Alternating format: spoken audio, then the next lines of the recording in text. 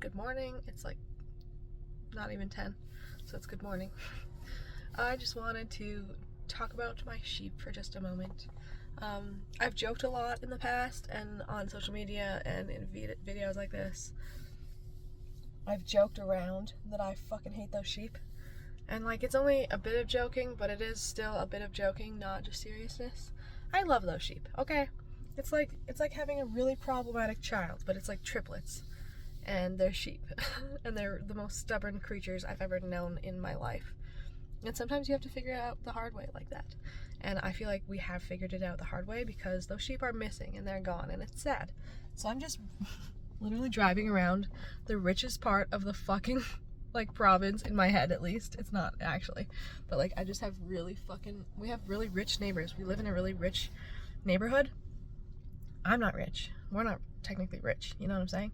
But we have these goddamn sheep and they fucking got out of their fucking goddamn fence. And I'm just sad, and they could be anywhere. I've gone for several drives. It's only been like, who knows how long they were out. When I got home from work yesterday, they were gone, and I got home at like 7:30 or 8, and I was gone all day. I was gone since like 9 a.m. So they could have gotten out in any time in that window, because I'm the sheep wrangler, and I'm the sheep glue, and I'm the sheep whisperer, etc. I suppose. Like, I suppose that is true though. Like, that is literally the truth, because like the sheep are gone, and it was a day where I was not there, so it's my fault. But it's their fault. If it's everyone's fault, but it's no one's fault. It's the fucking sheep's fault, obviously. Ah, those sheep. I would recommend not getting a sheep if you're gonna think about any kind of livestock, my bad. I'd say like llamas are better, even, probably. Alpacas are probably better. Goats are even probably better. Like, get yourself a horse. Just like get a horse, just one horse. That's probably best. Or like a couple cows or something. Don't get sheep. It's just, I feel a little bit sick knowing they're out there somewhere. So anyways, this will be my last little attempt right here, I think. Because there's no way I can't just waste my entire day and gas and everything looking for these sheep. Like, they wanted to get out, so they got out. It's sad though. George and Penny and Stu. I like George a lot. I only miss George, to be honest with you. I love George. He was a character. He had a beard. He was a hair sheep. He was a Katydid sheep. And then I think Penny and Stu were wool sheep. I don't even know. I'm not a sheep expert at all, and I never became one. But for a minute, I was entertaining the thought of being one. But now that they are gone, I'm obviously not a sheep whisperer, like I just said a minute ago. So yeah, this is it, I guess. Bye, sheep.